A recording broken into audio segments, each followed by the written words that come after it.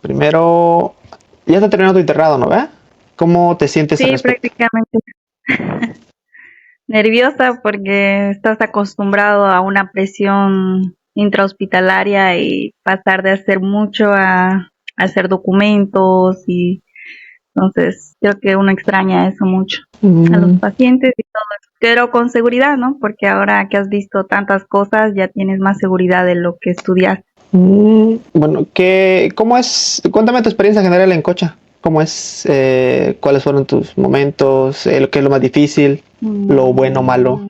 Lo difícil acá es cómo sobrevivir mentalmente, ¿no? Más que todo en cualquier internado creo que es así, porque cuando eres foráneo en otra ciudad, entonces a veces es difícil porque no tienes a tu familia, no tienes a tus amigos que frecuentabas, entonces te enfocas solo en una cosa y empiezas a convivir con diferentes personas que a la vez son de equipo de trabajo, ¿no? Y dependes de ellos así como ellos dependen de ti. Y lo más difícil creo del internado es lo que es la perseverancia emocional, porque un día puedes estar atendiendo bebés, atendiendo partos, y otro día puedes estar en medicina interna así con fallecidos 7, 6 por día, y a veces con toda la presión que tienes y es complicado porque a veces te encariñas o te sientes impotente de no saber más. Entonces eso creo que es lo más difícil, ¿no? De ver cómo tu paciente no mejora o mejora y a la vez se complica. Entonces creo que eso es, para mí ha sido lo más complicado, ¿no? Siempre tratas de ver lo mejor que el paciente mejore, pero a la vez no sucede, no es suficiente. ¿Tú fuiste aquí? Perseverancia emocional. ¿Cómo? Perseverancia emocional. Oye, tú Exacto. fuiste, o sea, tú conoces el hospital aquí, ¿no? El Galindo, ¿no? Y la caja, ¿no? ¿Fuiste Sí, algunas veces? sí, ¿Alguna vez así he fuiste ido a ver a... sí, las prácticas en tercer año, en primer año. En la caja, traumatología, cirugía, esas cosas sí he visto, digamos, ¿no? Cómo es la atención, los enyesados, la atención de los pacientes.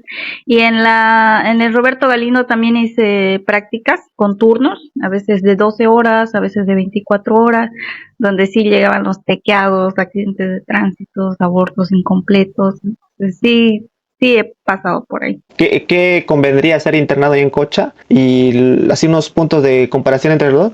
Así, desde el punto de vista interno, ¿no? No de atención, sino del interno. Como interno, depende en qué lugar de Cochabamba haces, en qué hospital haces. Por ejemplo, yo hice en el Hospital del Sur y para mí fue mejor porque no habían residentes, tú eras como el primer ayudante, el primer residente, entonces tienes más acceso a médico paciente, ¿no? Entonces, por ese lado, digamos, tienes una conducta, digamos, cara a cara con el especialista. Por ejemplo, el cirujano hace pase y tú tienes que haber evolucionado los 15, los 30 pacientes, tú tienes que defender en cómo está en su alimentación, cómo es su evolución.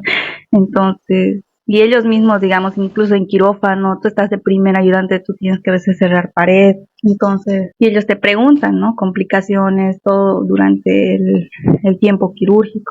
Entonces, para mí en la parte quirúrgica ha sido muy bueno en el sentido de que ellos te han enseñado como, para mí, como a bebé, así digamos, tú haces esto acá, o en los partos en gineco, digamos, el ginecólogo venía y o sea, te dejaba a vos todo, o sea, confiaba, pero supervisaba que tú lo hicieras bien, ¿no? Entonces, por esa parte, siempre había esa confianza. Para mí como interno, aprender acá, no sé cómo es como interno allá en el Galindo, me imagino que también hay mucho flujo de pacientes, entonces deben aprender más, pero acá yo lo he sentido como muy bueno de parte de la docencia. Los doctores confiaban y dependían sí o sí de ti, digamos, porque no había más, hay mucho paciente y hay poco tiempo, entonces eso para mí ha Mm, sido mejor y también el tiempo, ¿no? No ha sido como que estás 72 horas de turno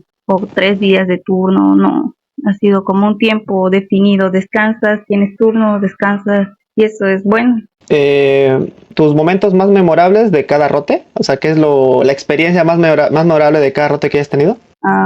Bueno, así un poco a la rápida en cada rote. Creo que empezando por medicina interna, creo que la experiencia más fue el hecho de las paracentesis. Aquí hay muchos pacientes hepatópatas que tienen su síndrome itérico, sus síndromes los que son de hepatopatías alcohólicas, acíticos. Entonces, acá es frecuente hacer mucha paracentesis y uno de los recuerdos que tengo más es que llegó una paciente que estaba con una creatinina con 12, con 16, que subió y iba bajando una injuria renal, ¿no? Que estaba haciendo falla renal. Entonces, es increíble cómo llegó toda eufórica, toda, o sea, irreconocible, y cómo a la vez con 7 días fue progresando. Más bien no llegó a una diálisis de emergencia, pero eh, verla como una persona normal luego caminando en la calle. Entonces esa es una de las experiencias que más he tenido en medicina interna. Eso, y eso como algo bueno de ver recuperar a un paciente. Como algo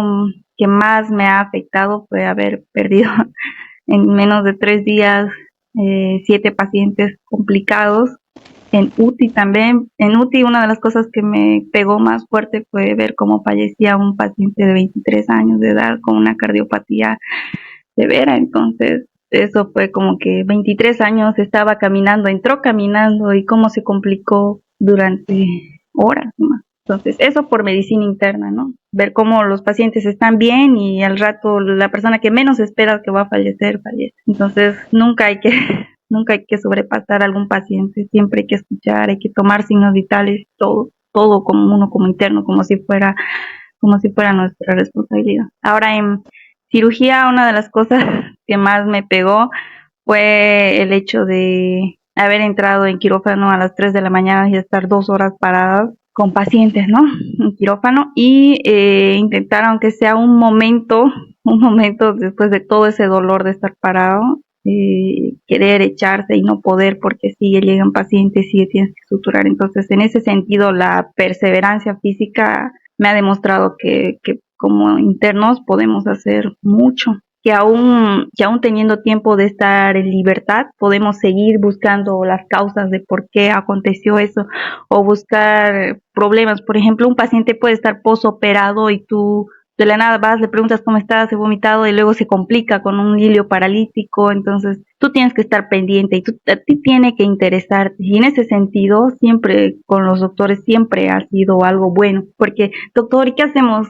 Y si le aumentamos esto, y si le ponemos esto mejor, o se complicó por esto, y cómo usted lo vio en el quirúrgico, tipo así, ¿entiendes? Esa sensación de poder entenderte con tu maestro, con el especialista, es una de las cosas que te va a enorgullecer, y vas a entender, pucha, yo era capo.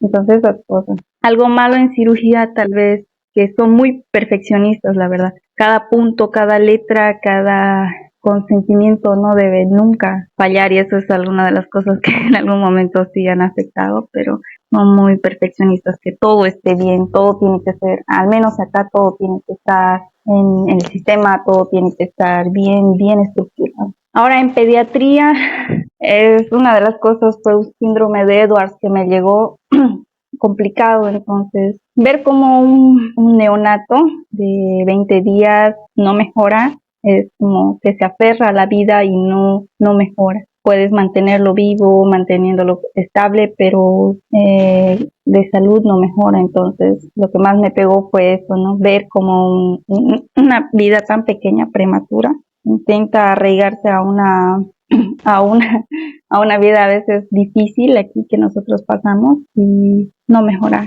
Por más de hacer varias cosas, últimos estudios, la mejor,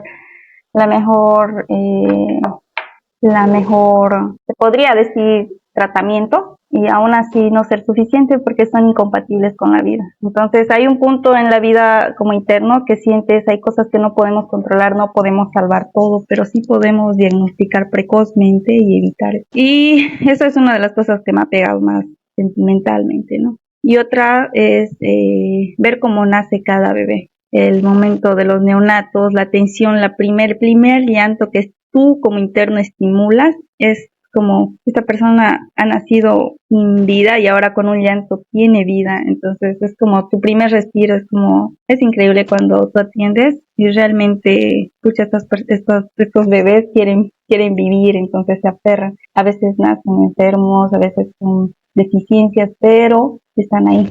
Y es una de las cosas más bonitas que tú como interno ves. Entonces te encariña ese sentimiento de más de sensibilidad, ¿no? se hace mal, se llama amable en ese sentido.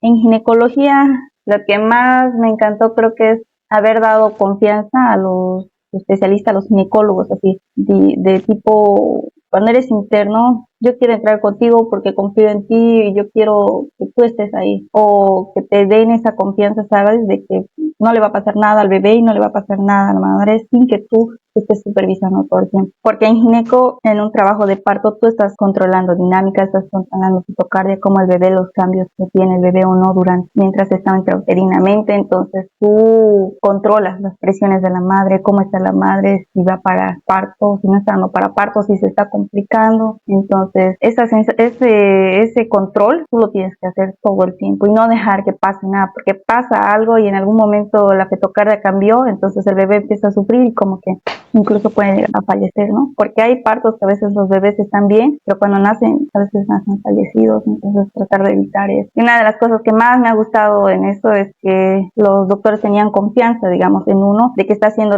bien las cosas, por más que tú estés destrozado, pero estás haciendo bien las cosas por esa mamá y por ese bebé, ¿no? Y tal vez una de las cosas que más me pegó, algo como me llamó la atención, fueron los abortos incompletos que llegaban choqueados, así como un shock hipovolémico severo, que en algún momento era solo una joven que tal vez tomó decisiones mal o tomó algunas pastillas y llegan luego de eso a los familiares y luego le estás viendo en UTI, intubada, tratando de pasarle unos 10 paquetes, plaquetas, glóbulos, entonces es complicado. Eso fue lo que más me llamó, que a veces uno dice, es algo pequeño y ya, pero luego están complicados, hay perforaciones de útero, hay tantas cosas que a veces no miden las consecuencias. Entonces creo que en cada rote es así. Ahora el servicio social rural obligatorio es más control del niño y control de lo que son los adultos mayores y control prenatal. Lo que más aquí en el rural que yo veo, así como médico general atendiendo pacientes viendo, es el amor que tú tienes y la paciencia de hacer cada, porque para ti puede ser solo un mal de ojo, pero para el niño no está pudiendo ver, no está pudiendo dormir bien. Lo que para nosotros tal vez es solo una fiebre por una faringoamigdalitis de un lactante menor, para él es toser, es no poder dormir, es tal vez convulsionar mucho por fiebres, o lo que a veces para un adulto mayor es, para nosotros solo es un lumbago inflamatorio o un lumbago mecánico, para él es no poder caminar bien, no poder realizar ni cepillarse los dientes bien porque le duele la espalda. Entonces, o sea, nunca menospreciar lo que es los síntomas del paciente, le duele, le molesta y nadie acude a un centro de salud ni nadie acude a emergencias porque no le importa, porque no le duele, sino porque es real y es molestoso. Aquí la gente es de fierro, espera lo último para ser atendido. Esa es una de las cosas que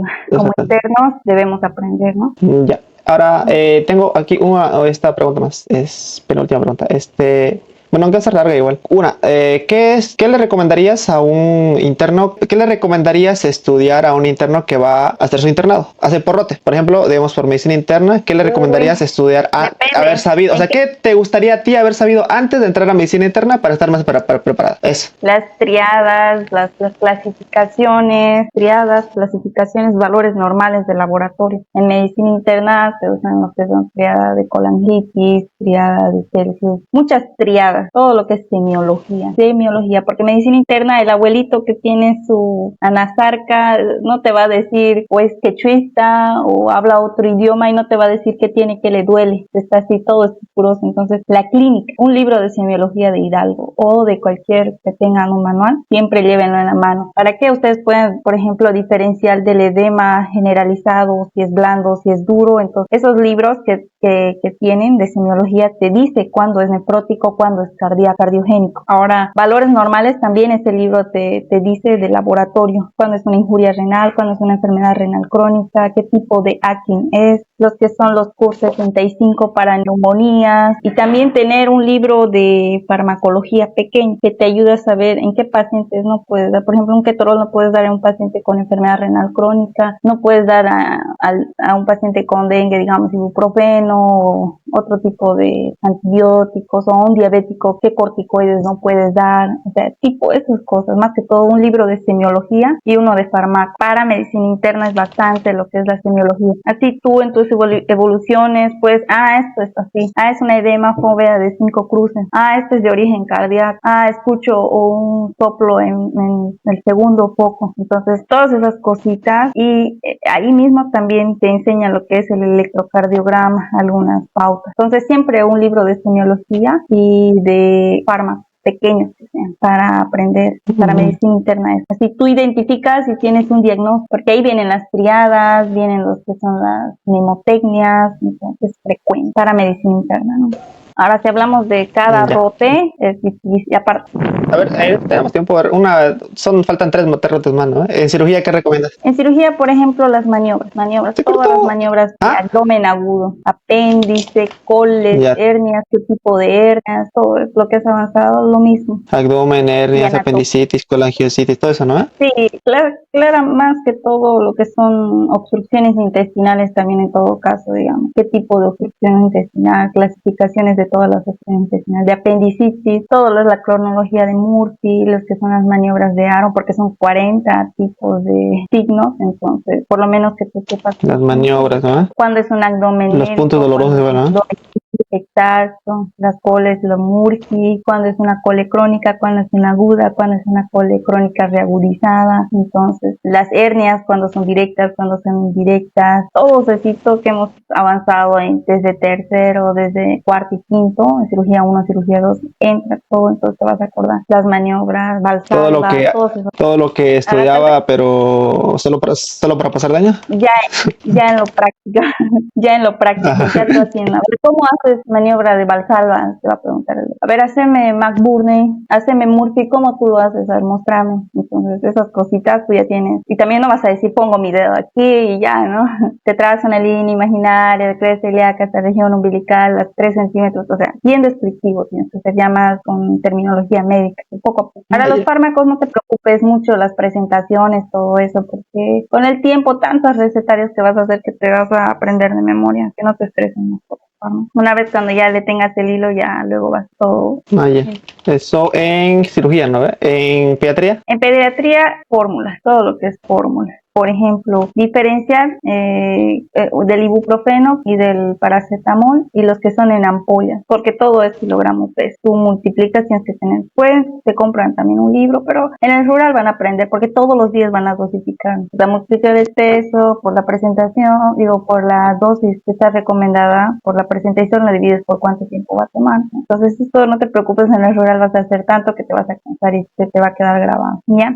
Lo que sí en segundo niveles tienes que saber es cómo diagnóstico diferencial, cómo ves una deshidratación y qué plan vas a usar, una deshidratación leve, moderada, severa, o qué es una laringitis, hay triadas de laringitis, el test de Silverman, cuánto de Silverman tiene tu paciente, tiene tiraje, no tiene tiraje, tolera la vía oral, no tolera, ha convulsionado, cuántas veces ha convulsionado, es un estatus epiléptico, es un apnea del soliozo o qué tipo de convulsión ha presentado, tiene fiebre, porque los niños no te van a decir, la mamá te va a decir si es que es una mamá detallada, pero si no es, la clínica te tiene que mostrar. Entonces, siempre en pediatría, neumonías, los asmáticos, las diarreas, que son las EDAs, eso tienes que saber cómo manejarlas, cómo hacer un control, cuándo tienes que hidratar por vía oral, y si no da por vía oral, hacerlo vía parenteral. También diferenciar, ¿no?, algunos signos de desnutrición, el signo de la bandera, el clásico marasmo, el kwashiorkor, porque hay muchas las tallas bajas, los pesos bajos, entonces, pero no te estreses mucho de cuánto, porque hay libros de controles de los niños, entonces esto te ayuda a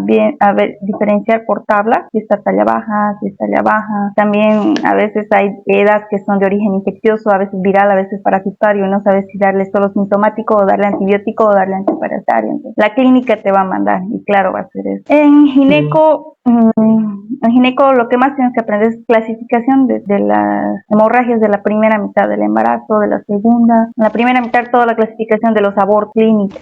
En lo que es el segundo trimestre del embarazo, las amenazas de ruptura prematura de membranas, lo que son las desprendimiento prematuro de placenta normoinserta, todos los sangrados de qué origen son, siempre puede ser uno urinario o puede ser alguna candidiasis o algún traumatismo que haya ocasionado. Entonces cada amenaza tiene su causa, entonces siempre busquen. Y cómo diferenciarlas, si el óseo está entreabierto, si está cerrado, entonces todo eso con el tiempo lo vas. Tal vez son abortos provocados, no provocados, no saben, ¿no? Y maniobras de Leopoldo. Saber bien desde la descripción de maniobras de Leopoldo. No le vas a decir, pongo mis manos así, así, no. Tienes que hablar más con terminología médica, por ejemplo. Maniobra de Leopoldo número 1 para ver longitud, para ver qué presentación, qué dorso, todo eso. Y también saber lo que es trabajo de parto, qué es trabajo de parto, qué es mecanismo de trabajo de parto, entonces, qué es pródromos de trabajo, cuándo es primer periodo de trabajo de parto, las preeclampsias, cómo las vas a clasificar, qué signos vas a ver. Entonces, hay textos que explican bien porque el gineco es grande, entonces hay textos que vas a ver que son, por ejemplo, Schwartz es grande y amplio y a veces nunca termina. Williams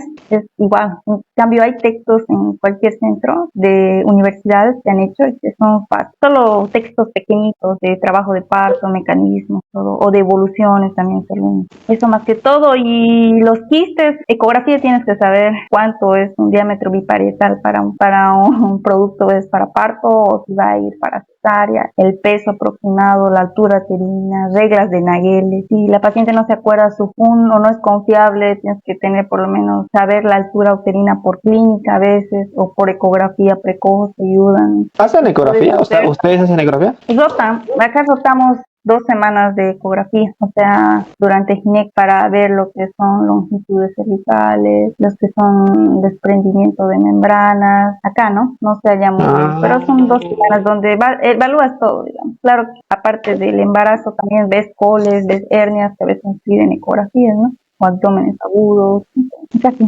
Entonces eso te ayuda a diferenciar, esto es por esto tiene una hila disminuida, tiene un oligohidramio, tiene un polidramio. Cuando sabes ecografía te ayuda bastante a tener un diagnóstico certero y rápido. Eso más que todo. ¿Y en rural? ¿Estás en rural ahorita, no? ¿O no? Sí, estoy en rural ahorita. ¿Y en rural qué se hace? Es más tranquilo, es un relax de todo lo que has aprendido. Ahora, si estás empezando por rural, te aconsejo que te compres, ¿sabes? Hojas, un folder para guardar cosas y ¿qué te puedo decir? En rural te dan toda la confianza que tú puedas atender a un paciente porque ellos se suponen o no hay muchos médicos o se supone tú ya deberías saber, pero a veces empiezas con rural y como que estás perdido en algunas cosas, pero con 2 semanas, 3 semanas ya vas a estar. En rural creo que lo que más son las tablas de dosis, kilogramos, peso, más que todo para controles de niños sanos. Eso y qué medicamentos vas a usar, porque aquí usas medicamentos así de primer nivel, no puedes usar, por ejemplo, sulfato de magnesio, eso no hay en primer nivel, solo hay diclofenaco, hay dexametasona, penicilina, cipro, o sea, no hay mucho que digamos que tú puedas abarcar, quiero ponerle una levofloxacina, sino, o quiero poner una clindamicina, no, tienes que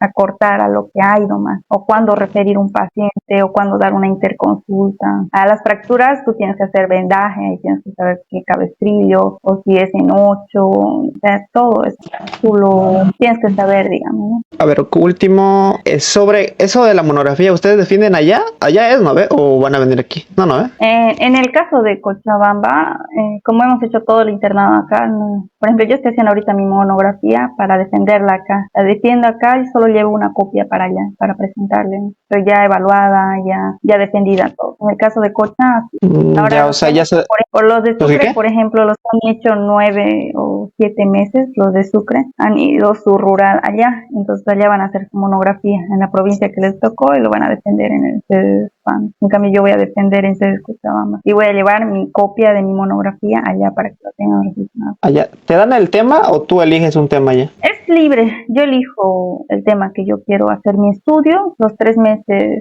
recopilo todas las historias clínicas y ya voy apuntando. Ya, ¿estás con la información que tienes allá, no veo? Una historia clínica con la información que recopilas en en tu rotación, ¿no? Sí. Aquí hay todas las historias clínicas. Por ejemplo, de mí es el embarazo, infecciones urinarias intestinales en el embarazo. Entonces, todas las historias clínicas prenatales de las mujeres con su ego que tienen bacterias sintomáticas, leucos, todo eso yo registro, la edad, paridad, factores de riesgo, algunos abortos que hemos tenido, amenazas de parto pretérmino. Yo voy a demostrar con eso en mi monografía porque es importante prevenir las infecciones urinarias en embarazadas, que a la larga producen estas complicaciones, ¿no? Entonces, ese es Ya. Ya. Ahora las preguntas de... no, una última pregunta sobre eso de... ¿Recomiendas primero internado rural o hacerlo primero el rotar en el hospital? Eso es un poco incómodo porque obviamente todos queremos primero rotar todo y terminar en el rural, ¿no? Eso es lo que todos quisiéramos, pero no en todas las ocasiones pasa eso. Por ejemplo, pero si empiezas tu rural también te va a ayudar demasiado porque en pediatría ya vas a saber dosificar, en gineco ya vas a saber por qué no tienes sus controles prenatales o qué le falta, qué laboratorio, qué ecografías no se hizo, porque ya en el rural vas a haber hecho un control prenatal, una atención al niño sano, o ya vas a ver que en los abuelitos, digamos, ya tenían deficiencias y en medicina interna vas a ver que tenía anemia, todo. O sea, pero sí recomiendo, claro, empezar primero por segundo nivel, que con rural, ¿no? Pero con rural también como que todo está todavía bonito y luego entras a segundo nivel donde ya te estás presionado con la rapidez, con todo la presión que hay ahí adentro. Entonces es un cambio rotundo, ¿no? Pero claro, como siempre comenzando por las especialidades es mucho mejor y terminar tranquilo en un rural donde ya puedes aplicar todo lo que es desde mi punto de vista, ¿no? Ya. Ahora vamos a los planes y metas a futuro. Ahora que has terminado, o sea, este ya es tu último paso de formación, ¿no? ¿Cuáles son tus planes de futuro como médico? Depende en cada ocasión, ¿no? Por ejemplo, ahora un paso a la vez, pienso, no estresarse, porque uno quiere correr después de terminar en lo que es el servicio y quiere correr por la especialidad y todo eso. Y depende de la economía de cada persona. Por ejemplo, en mi caso, yo quisiera primero sacar mis documentos. Como soy mitad brasilera, también me gustaría ir a trabajar a lo que es Brasil y luego hacer mi especialidad, ¿no? Porque aquí en Bolivia es un poco difícil la especialidad, es difícil competir con tantos y ganar poco, ¿no? Entonces primero es estabilizarse. Yo creo que cada médico, cada interno que sale siempre tiene una deficiencia y el que puede salir este año y al año dar el examen para una especialidad está perfecto, pero yo siempre pienso que cada quien en su tiempo lo va a lograr, pero nunca desanimar. A veces tú estás en estudiar, en el internado, todo quieres y ya quieres entrar también a hacer tu especialidad y con tanta presión de que estás motivado, porque a veces pasan 3, 4 años, te desmotivas de toda esa presión que has tenido durante el intrahospitalario y como que ya no quieres hacer especialidad. Entonces depende de cada uno, ¿no? Cada tiempo. Pero esas son las metas que me imagino cada uno tiene, ¿no? Ya. Cerramos con algún consejo final, algo motivador, algo, no sé, algo que ver, algo que leer, algo que hacer, algo. Lo que creo que todos deberían entender antes de entrar a internado es estar bien consigo mismo, esa paz mental, ¿sabes? Tener una salud mental, porque el personal de salud siempre está enfermo mentalmente, pero tienes que mantenerte y no perderte en el camino, porque, o sea, te digo que en algún momento va a haber un cirujano o algún especialista que te va a decir que no sirves, que no prestas, que no estás haciendo bien las cosas y tienes que tener la fortaleza de mantenerte recto y decir, estoy haciendo lo posible, estoy haciendo lo necesario, yo estoy cumpliendo con mi parte y hay cosas que no puedo controlar. Entonces les aconsejo que siempre tengan presente el motivo por el cual ustedes han llegado hasta ahí, de poder seguir y no poder desviarse. Además, tener la perseverancia emocional, porque muchos lo dejan y es difícil. Eso nomás, de todo. Ya. Vamos, que falta poco. No, ya no es todo ya. Bueno, eso es todo ya, suficiente. Creo que tuve mucho de tu tiempo y creo que no hay más que decir. Gracias por la entrevista. Dale, los papeleos son luego.